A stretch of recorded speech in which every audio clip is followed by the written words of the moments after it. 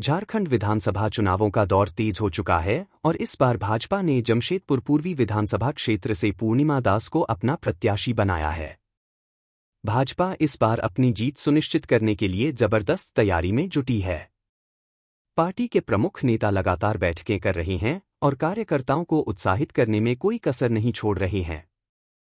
इसके लिए भाजपा ने अन्य भाजपा शासित राज्यों से मंत्रियों, विधायकों और प्रमुख नेताओं को झारखंड बुलाया है, जो रैलियों और जनसभाओं के माध्यम से पार्टी के पक्ष में प्रचार कर रहे हैं। इस चुनाव में भाजपा सरकार बनाने के लिए पूरी ताकत झोंक रही है। हाल ही में केंद्रीय गृह मंत्री अमित शाह और असम के मुख्यमंत्री हिमंत बिस्वा शर्मा भी झारखंड आए और जमशेदपुर पूर्वी सहित अन्य क्षेत्रों में रैलियां की। इन रैलियों में भाजपा नेताओं ने जनता को झारखंड के विकास के लिए भाजपा को एकमात्र विकल्प बताते हुए समर्थन मांगा। झारखंड में इस बार परिवारवाद का मुद्दा भी चर्चा में है। झारखंड के पूर्व मुख्यमंत्रियों ने अपने परिवार के सदस्यों को टिकट दिया है। हालांकि भाजपा हमेशा परिवारवाद के खिलाफ रही है, लेकिन इस बार पार्टी की स्थिति अलग दिखाई दे रही है। पूर्व मुख्यमंत्री अर्जुन मुंडा ने अपनी पत्नी मीरा मुंडा को पोटका से प्रत्याशी बनाया है। वहीं पूर्व मुख्यमंत्री चंपई सोरेन ने अपने बेटे बाबूलाल सोरेन को घाटशिला से टिकट दिलवाया है। इसी तरह पूर्व मुख्यमंत्री मधु कोड़ा की पत्नी गीता कोड़ा को जगन्नाथपुर से टिकट दिया गया है। पूर्व मुख्यमंत्री और ओडिशा के वर्तमान राज्यपाल रघुवर दास ने अपनी बहू पूर्णिमा दास को जमशेदपुर पूर्वी से मैदान में उतारा है। चुनाव प्रचार में छत्तीसगढ़ के पंड्रिया विधानसभा क्षेत्र की भाजपा विधायक भावना बोरा भी जुट गई हैं।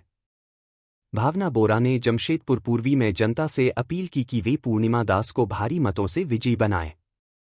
उन्होंने कहा कि भाजपा ही झारखंड के विकास के लिए सही विकल्प है और पूर्णिमा दास के नेतृत्व में जमशेदपुर पूर्वी को नया रूप दिया जाएगा। भावना बोरा ने जनता को विश्वास दिलाया कि भाजपा सरकार बनते ही झारखंड के विकास के लिए कई नए कदम उठाए जाएंगे। इस बार झारखंड विधानसभा चुनाव में भाजपा न केवल जमशेदपुर पूर्वी बल्कि पूरे राज्य में अपने पुराने गढ़ को वापस पाने की कोशिश में है। भाजपा के प्रमुख नेता और कार्यकर्ता घर घर जाकर पार्टी की नीतियों को समझा रहे हैं और जनता से समर्थन की अपील कर रहे हैं। भाजपा की इस कोशिश का कितना असर होता है और झारखंड की जनता किसे अपना प्रतिनिधि चुनती है, यह तो चुनाव परिणाम ही बताएगा। फिलहाल भाजपा अपनी तरफ से पूरी कोशिश कर रही है और हर स्तर पर प्रचार अभियान को बढ़ावा दे रही है ताकि पूर्णिमा दास को विजयी बनाकर पार्टी जमशेदपुर पूर्वी विधानसभा सीट पर अपनी पकड़ मजबूत बना सके। आगे वीडियो में देखिए विधायक भावना बोरा ने परिवारवाद विरोधी भाजपा के परिवारवाद के प्रति मुंह पर क्या कहा।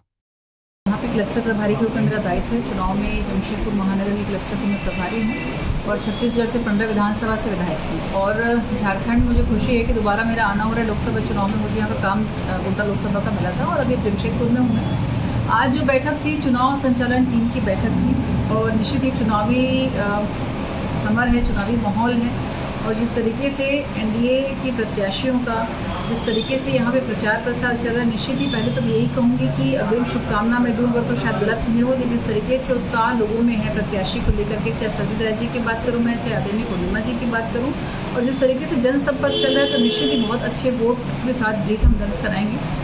और देखिए प्रक्रिया है, जो भी अगर चुनाव होते हैं तो रण में जाने के पहले जो तैयारियां होती है तो चुनाव संचालन टीम, उनके सदस्य और लगातार हर एक कार्यकर्ता उसी मोड पे काम कर रहा है और आने वाले समय में किस तरीके से रूपरेखा होगी चुनाव की, क्या निर्णय लेकर के नीचे तक के हमको पहुंचना है, क्या विषयों को लेकर के पहुंचना है, प्रत्याशी के दौरे कार्यक्रम को लेकर के क्या करना है, किस तरीके से चुनावी रणनीति होनी चाहिए, इन सब विषयों पर बहुत विस्तार से चर्चा होती है। पहली बार हमारे जमशेदपुर पूर्वी से किसी महिला को प्रत्याशी बनाया गया है और आप चूंकि पहले भी विधायक रह चुकी हैं, महिला प्रत्याशी विधायक, आप एक महिला अगर यहाँ बनाया गया है उसके बारे में आप क्या कहना चाहेंगे?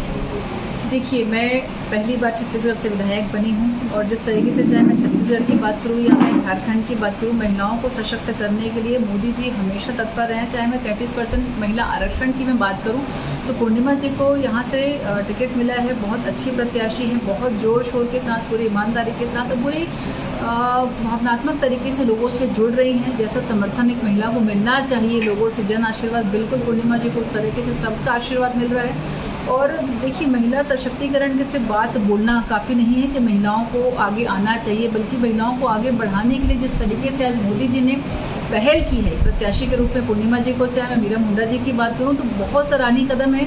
और पूरा विश्वास है, जब हम द्रौपदी मुर्मू जी का उदाहरण लें जो हमारी महामहिम राष्ट्रपति जी हैं, एक महिला, आदिवासी महिला होकर के सर्वोच्च पद पर जो विराजमान है, तो वो भाजपा की सरकार में ही, एनडीए की सरकार में ही पॉसिबल हो पाया है। तो निश्चित ही महिलाओं को आगे बढ़ने के लिए काफ़ी अच्छे अवसर सरकार दे रही है। पर परिवारवाद को लेकर भाजपा हमेशा विरोध करती रही है, क्या यहाँ पर परिवारवाद नहीं दिखता है? देखिए, परिवारवाद का विषय जो जिसे मुद्दा बनाया जा रहा है, जो कि मुद्दा है नहीं। अगर आप बात करेंगे, आप नेहरू परिवार की बात करिए, अब शुरुआत देखिए, चाहे मैं मोतीलाल नेहरू जी से बात करूं, मैं चाहे राजीव गांधी जी की बात करूं, मैं इंदिरा गांधी जी की मैं बात करूं, राहुल गांधी की बात करूं, प्रियंका गांधी की बात करूं या सोनिया गांधी जी की बात करूं, लगातार जिस तरीके से एक आपको ब्रांच दिखेगी कि लगातार उसी परिवार की, उसी पीढ़ियों को जिस तरीके से अवसर मिल रहा है। अध्यक्ष कौन होगा, आज ये आसानी से बता सकते गांधी परिवार का ही कोई वहाँ पे अध्यक्ष बनने वाला है। जिस तरह से लालू यादव जी की पार्टी की बात करूँ, या बहुत सारे ऐसे विषय आप यहाँ पे, जो सोरेन जी हैं उनकी मैं बात करूँ, शिबू सोरेन जी के बाद हेमंत सोरेन जी, और कहीं ना कहीं आगे जो बनने वाला है वो भी टाटा सोरेन परिवार का ही रहने वाला। तो इससे आप परिवारवाद कहेंगे, न कि यहाँ पे जो अलग अलग क्षेत्रों में और ऐसी महिलाओं को जो सक्षम हैं, जो चुनाव जीत सकती हैं, अच्छे से सरकार में अपना योगदान दे सकती हैं, लोगों के बीच जा सकती है, उनको टिकट मिला। तो मुझे नहीं लगता कि यह परिवारवाद का कोई विषय है।